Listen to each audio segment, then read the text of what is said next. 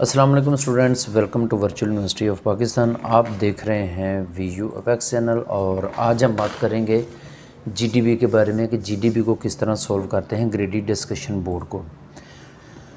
पहले हमने क्विज़ के बारे में डिस्कस कर चुके हैं, असाइनमेंट्स के बारे में डिस्कस कर चुके हैं और आज की वीडियो में हम बात करेंगे कि जीडीबी को किस तरह सॉल्व करते हैं।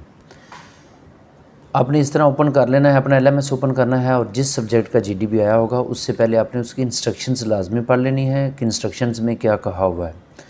ग्रेडेड डिस्कशन बोर्ड, इसके मार्क्स आपके जो एनुअल रिज़ल्ट बनता है, यानी कि जब आपका सेमेस्टर का ग्रेड बनेगा तो ये तमाम एक्टिविटीज़ के रिज़ल्ट उसमें ऐड होंगे, तो इसलिए आपने इसे केयरफुली से करना है, कोई मिस्टेक नहीं करनी। इसको आपने देख लेना है कि कौन कौन सी चीज़ें उसने इसमें बताई हुई हैं। ओपनिंग डेट बताई हुई है कि 29 को ओपन होगा और 4 नवंबर तक इसकी इंस्ट्रक्शंस में आपने देख लेना है कि ओपनिंग डेट और क्लोजिंग डेट क्या है, नोट में आ जाएगा। और उसके बाद आपके इंपॉर्टेंट जो इंस्ट्रक्शंस हैं इसको एक दफ़ा लाजमी रीड आउट कर लेना। मैं सिंपल सी आपको बता देता हूँ कि क्या होती हैं। यहाँ पर जो उन्होंने बताया हुआ है जी, सिंपली तौर पर उन्होंने कहा जी जो डेट टाइम दिया हुआ है उसके मुताबिक से ही होगा, उसमें कोई ग्रेस टाइम पीरियड नहीं दिया जाएगा, यानी कि उसके बाद नहीं दिया जाएगा, कोई एक्स्ट्रा फॉर्मेटिंग नहीं करनी। ये उन्होंने इंस्ट्रक्शंस में बताया हुआ है कि आपने टाइम न्यू रोमन यूज़ करना है और फ़ॉन्ट साइज़ सिर्फ 12 का रखना है।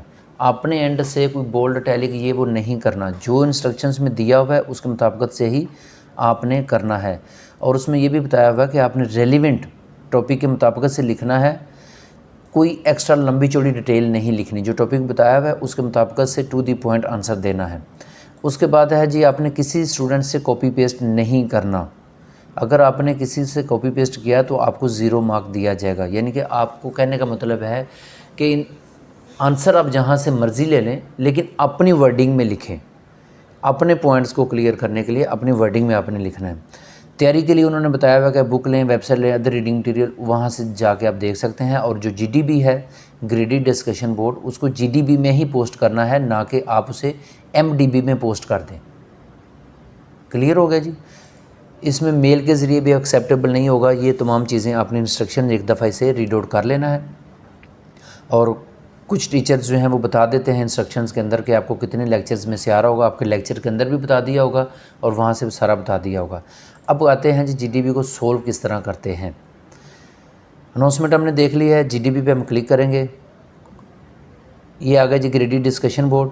टोटल मार्क्स इसके बताए हुए हैं, ओपनिंग डेट बताई हुई है, क्लोजिंग डेट बताई हुई है और अभी इसका स्टेटस बता रहे हैं कि ओपन है। व्यू में आते हैं तो हमारे सामने वो ग्रेड डिस्कशन बोर्ड जो है वो ओपन हो जाता है। ये क्वेश्चन दिया हुआ है, उसने डिस्कशन है, केस स्टडी दी होती है। इस क्वेश्चन के अंदर जो भी उसने स्टेटमेंट दी हुई है आप उसे एक दफ़ा देख लेंगे। और ये जो उसने चार्ट बनाने का दिया हुआ है ये अब देखें। और उसके बाद रिक्वायरमेंट में ये चीज़ उसने बताई हुई है कि आपने ये बना के हमें देना है। आप इसको कॉपी पेस्ट भी कर सकते हैं। यहाँ से आपने इसको कॉपी किया, कॉपी करने के बाद वर्ड में आ जाएं और यहाँ पर आप इसको पेस्ट करें। यहाँ पर कोई भी अपनी मर्ज़ी से जो आपको लगता है कि इसका आंसर हो सकता है, आपने वो यहाँ पर इसका आंसर लिख देना है। आंसर लिखने के बाद आपने या तो अब यहाँ से इसको कॉपी पेस्ट लिख सकते हैं और लिखने के बाद जो फॉर्मेटिंग दी हुई है जस्ट आपने ये चार्ट बना के सबमिट करवाना है जो रिक्वायरमेंट में है। इसे कॉपी करेंगे, कॉपी करने के बाद आप यहाँ पर नीचे आ जाएंगे। ये इंस्ट्रक्शंस आपने एक दफ़ा अच्छी तरह पढ़ लेनी है। पोस्ट मैसेज पे आपने क्लिक कर देना है। अब यहाँ पर एक बहुत अहम चीज़ है जो स्टूडेंट्स के लिए है, या तो आप यहाँ से ही बना सकते हैं, यहाँ पर जो रिक्वायरमेंट है वो यहाँ पर लिखते रहें। एक चीज़ इसमें ज़हन में रखनी है कि जो एक दफ़ा पोस्ट हो गया, एक दफ़ा पोस्ट होने के बाद वो दोबारा रीटेक नहीं होगा। यानी कि एक दफ़ा अगर हमने क्वेश्चन सबमिट करवा दिया, एक दफ़ा हमने पोस्ट पे क्लिक कर दिया, पोस्ट मैसेज हो गया, उसके बाद जिस तरह हम असाइनमेंट को रीटेक कर सकते हैं जब तक उसकी ड्यू डेट होती है वो हम कर सकते हैं, उसमें चेंजिंग कर सकते हैं, लेकिन इसमें चेंजिंग नहीं कर सकते। ये मैंने लाइक एज कर दिया। अब अगर मैंने इसको पोस्ट पे क्लिक कर दिया तो ये मेरे पास ऑप्शन नहीं होगी कि मैं इसे रीटेक कर सकूं। तो इसलिए अच्छी तरह पहले आपने इसको कर लेना है। जब आपको लगे कि ये क्लियर है उसके बाद आपने यहाँ पर करने के बाद पोस्ट कर देना है। यहाँ से आप इसका प्रीव्यू देख सकते हैं कि आपका क्वेश्चन है वो किस तरह का शो होगा वहाँ पर।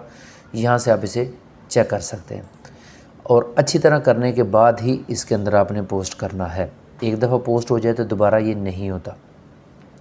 इसके बाद अगर किसी बच्चे को कोई मसला आ रहा हो, किसी चीज़ की समझ ना आ रही हो, तो हमसे कॉन्टैक्ट कर सकता है। वीडियो को लाइक कर लें, चैनल को सब्सक्राइब कर लें, और अगर किसी चीज़ की समझ ना आ रही तो वीडियो के नीचे कमेंट कर दें या हमारे व्हाट्सएप ग्रुप्स में ऐड हो जाएं। यहाँ पर पूरी डिटेल आपको बता दी गई है, डिस्क्रिप्शन में लिंक मौजूद है, यहाँ पर क्लिक करके इसको आप व्हाट्सएप चैनल को आपने ज्वाइन कर लेना है ताकि तमाम अपडेट्स आपको इन टाइम मिलती रहें। अपना बहुत सारा ख्याल रखिएगा जी। मिलते हैं नेक्स्ट वीडियो में किसी नेक्स्ट टॉपिक के साथ। तब तक अल्लाह हाफिज़।